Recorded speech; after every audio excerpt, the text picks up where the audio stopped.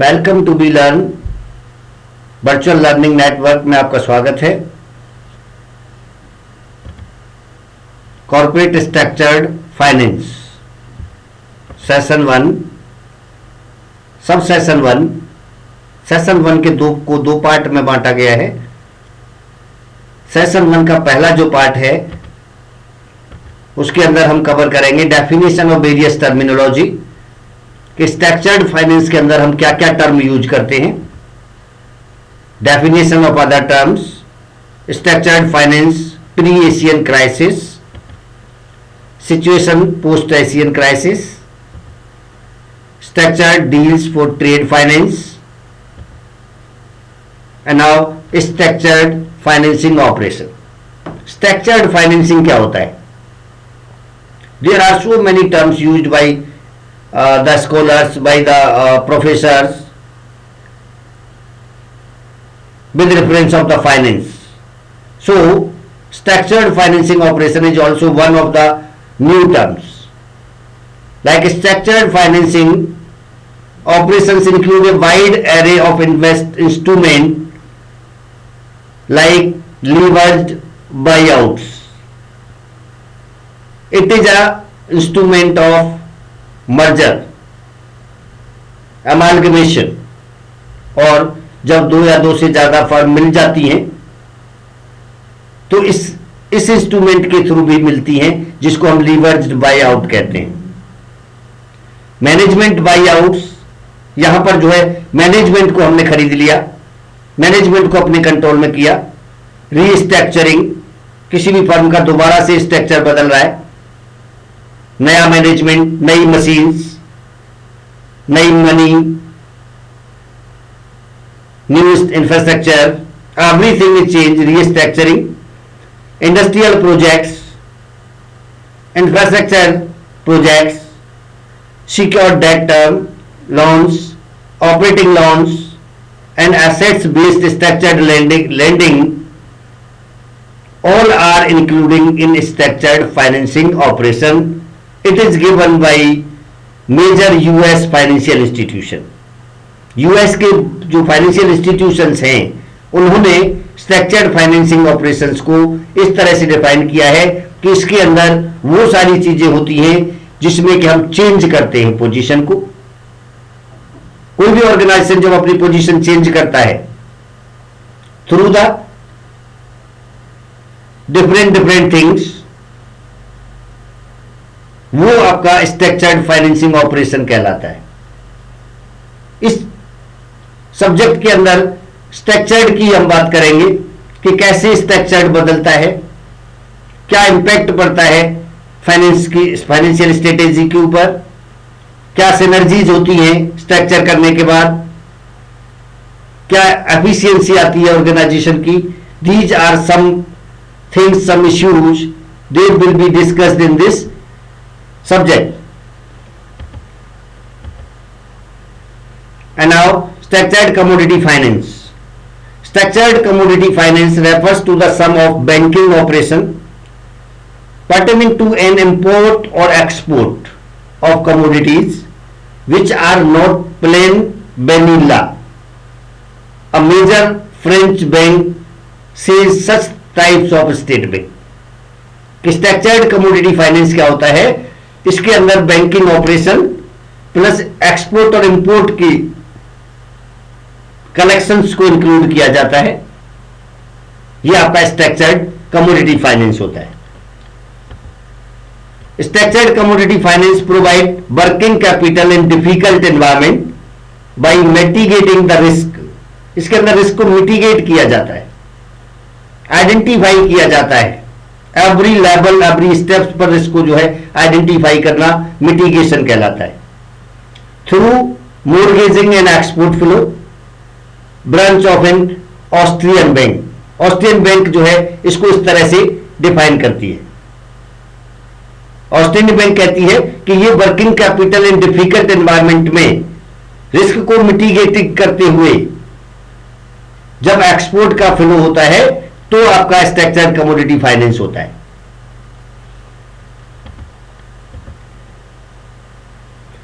Commodity linked financing, assets based financing, limited recourse project financing, cross border financing, and structured or hybrid debt product. All these things are included in commodity linked financing. But on the other hand, it is also defined as commodity linked financing, also known as asset backed securitization or structured finance, makes the use of commodity or assets to improve the credit quality of the financing. इसके अंदर हम क्या करते हैं? Cross border financing. Cross border financing का मतलब होता है कि एक देश से दूसरे देश में जब फाइनेंसिंग की जाती है और स्ट्रक्चर्ड हाइब्रिड डेट प्रोडक्ट लिए जाते हैं, एक नेशन से दूसरे नेशन से डेट लिए जाते हैं, तो आपका कमोडिटी लिंक्ड फाइनेंसिंग कहलाता है. जबकि कुछ बैंकिंग ऑर्गेनाइजेशन इसको डिफाइन करते हैं कि कमोडिटी लिंक फाइनेंसिंग को बैक्ड सिक्योरिटाइजेशन की तरह भी समझा जा सकता है. और बैक्ड सिक्योरिटाइजेशन क्यों किया जाए? क्यों किया जाता है? टू इंप्रूव द एसेट्स और credit quality of the financing, कि फाइनेंस की क्रेडिट क्वालिटी को बढ़ाने के लिए, इंप्रूव करने के लिए हम कमोडिटी लिंक फाइनेंसिंग करते हैं. And our definition: a techniques whereby certain assets with more or less predictable cash flow can be isolated from the originator and used to mitigate risk. That means transfer of foreign exchange, contract performance, and sovereign risk, and thus secure a credit. ये आपका structured finance होता है.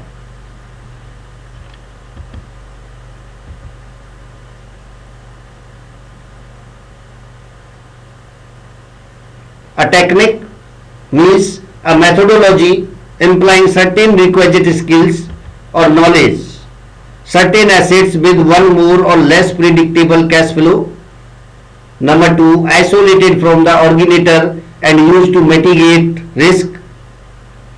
Suggest that structured finance is financing based on future receivables which are identified and more or less assured.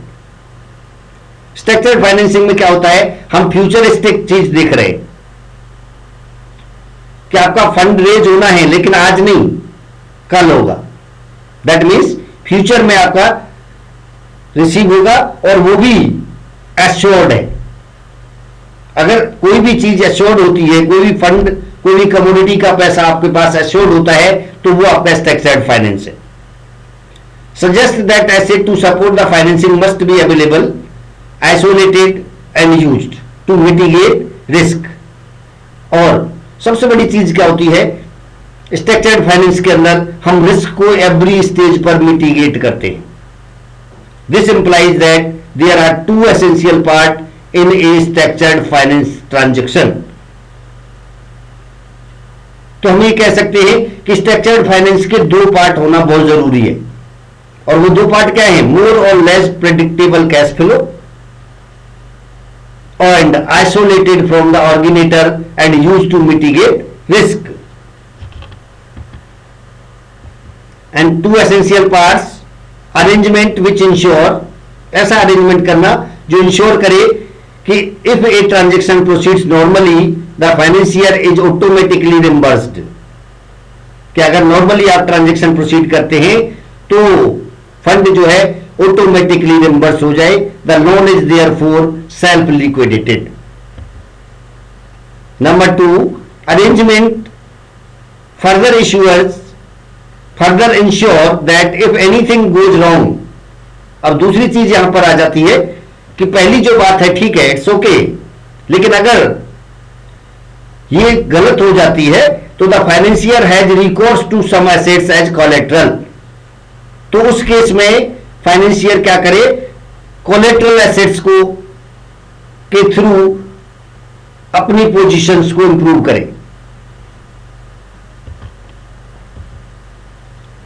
Two types of structured finance techniques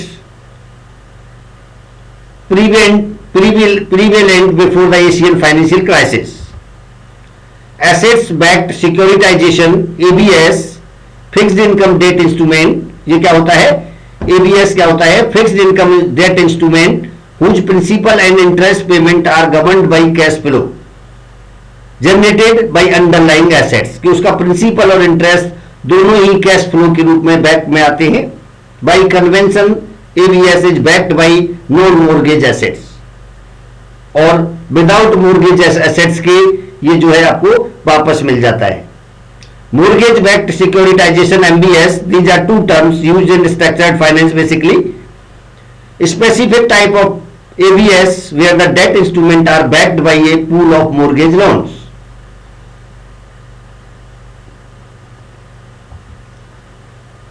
Asset securitization structure, it is very important structures of asset securitization. Initial cash flow versus future cash flow. Obligors,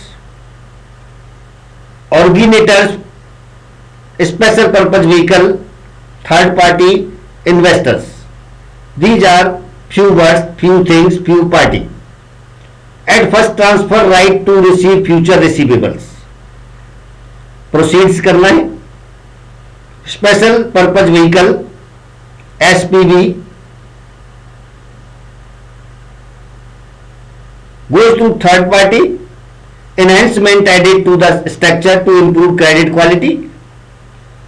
And then principal and interest, SPV issues assets back and rated securities and go to the investors. So fourth point, investors look to future cash flow and credit enhancement for repayment rather than to originators. Originator risk eliminated here, and these are the stepping of initial cash flow to the future cash flow. Assets backed securities, process of distributing risk by aggregating debt instrument or assets in a pool, then issuing new securities backed by the pool. Assets pool being securitized has a lower default risk than the company itself, and therefore if financed discreetly commands a better rating and tighter pricing. Rating improvement can also occur relative to the issuers or the sovereign ceiling rating if the issuer is resident in a non-investment grade country. Three main types of this one. Number one, export receivable backed financing. Number two, inventory financing. Number three, prepayments. Definition: export receivables backed financing.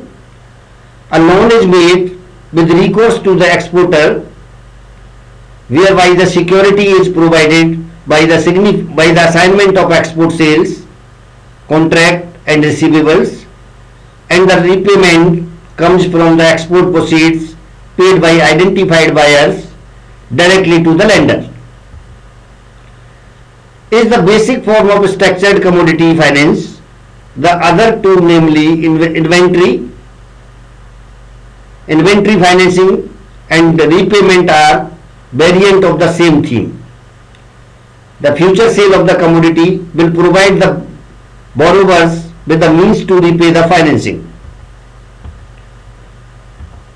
Export receivable backed financing, sale contract between exporter and importer, sale proceeds assigned to bank, and again against assignment bank advance loan to the exporter. These are the stepping of collecting the finance or the financial structure.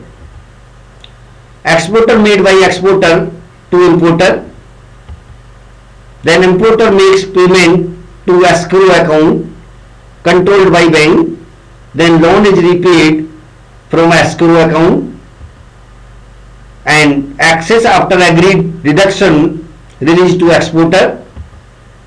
And now inventory financing.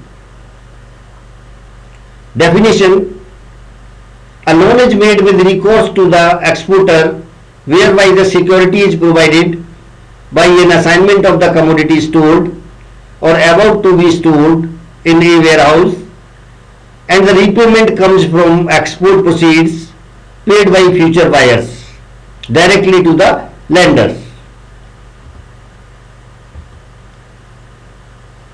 It is the only structured finance solution if the exporter has not identified a buyer yet. Can be used by importer to obtain pre-shipment finance to pay for a portion of the cost of imported commodities pending reimbursement from its sales.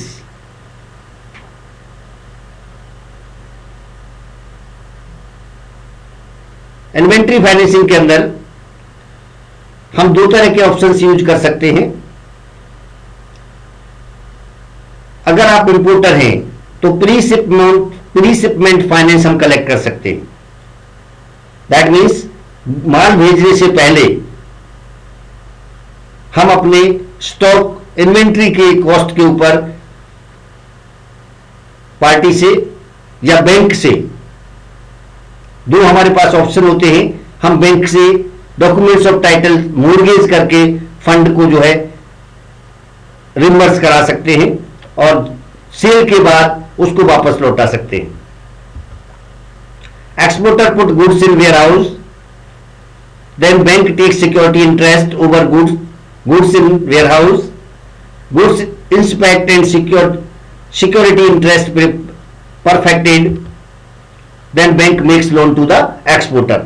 जो मैं आपको अभी बता रहा था कि हम pre shipment कैसे करते हैं. एक्सपोर्टर क्या करेगा, put goods in warehouse, जो भी गुड्स आपका तैयार है उसको वेयर हाउस में रखे और उसके बाद बैंक टेक सिक्योरिटी, बैंक जो है सिक्योरिटी इंटरेस्ट टेक करेगा over a goods in warehouse और उसके बाद डायरेक्टली फिजिकल इंस्पेक्ट करेगा वहां जाकर के एंड सिक्योरिटी इंटरेस्ट को परफेक्टेड करेगा कि ठीक है, इट्स ओके. इन्वेस्टिगेशन हो जाएगा आपका और जब इन्वेस्टिगेशन हो जाएगा then bank makes loan to the exporter. Exporter sells goods, और जब एक्सपोर्टर गुड्स को सेल करेगा एंड सेल करने के बाद buyer pays sale proceeds into escrow account, और जब बायर जो है किसी भी नेशन का एस्क्रो अकाउंट्स में सेल प्रोसीड्स को ट्रांसफर करता है, then bank is repaid from escrow account and excess after agreed deduction release to the exporter. और एस्क्रो अकाउंट्स जो है बैंक को पे करेगा और कोई जो भी नेसेसरी डिडक्शंस होते हैं उनको डिडक्ट करने के बाद बैंक जो है एक्सपोर्टर को पेमेंट रिलीज कर देता है और उस रिलीज करने के बाद आप उस बैंक को पेमेंट दे सकते हैं जिससे कि आपने इन्वेंट्री फाइनेंसिंग किया है. And now repayment. The definition: a loan is made without recourse to the buyer for the prepayment of commodity sold by the exporter, whereby the security is provided by an assignment of the prepaid export sales and by an assignment of the commodity stored or to be stored in a warehouse, and whereby the repayment comes directly from the buyer. कई बार हम directly जो है pre payment buyer के through करा देते हैं अगर हमने पहले से या तो माल स्टोर कर लिया है या जो माल हम बेचने वाले हैं उसके डॉक्यूमेंट्स ऑफ टाइटल्स बैंक के पास रख दिए हैं या बैंक को शो कर दिया है, तो हम जो है थर्ड पार्टी एडजस्टमेंट करा सकते हैं.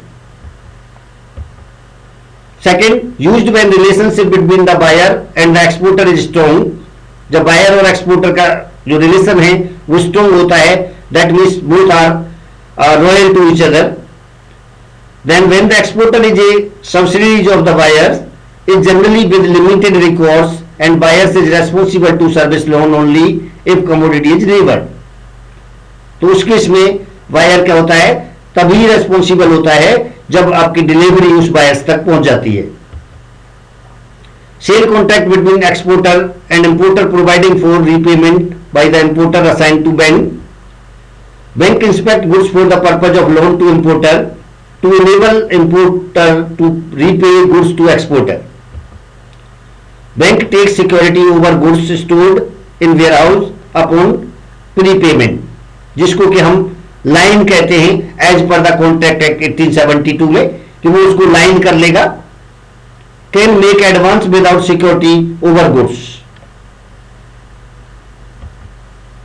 Importer sell goods to sub buyer with sub sale proceeds from sub buyers assigned to bank.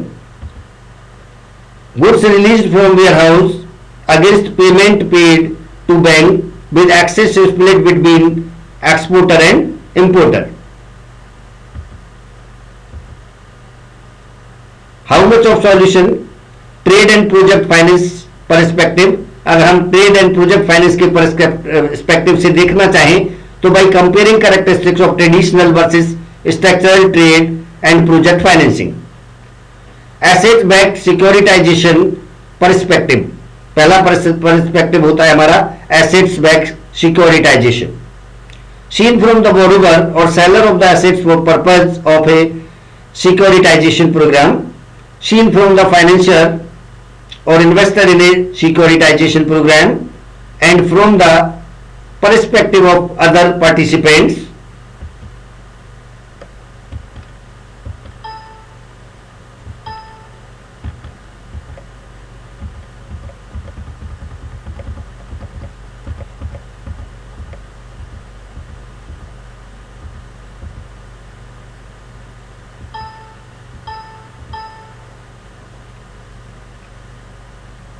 And end of the session 1. First,